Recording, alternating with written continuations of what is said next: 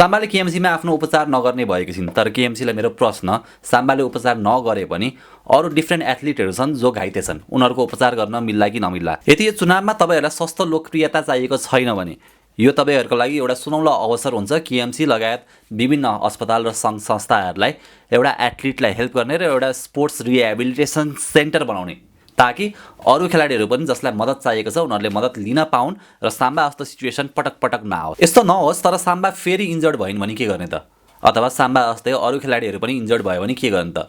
हरेक टाइम पैसा उठाइराख्न सायद फिजिबल नहोला, सायद त्यो कुरा राम्रो पनि नदेखेला। अब यसको जिम्मेवारी कसले लिन्छ त?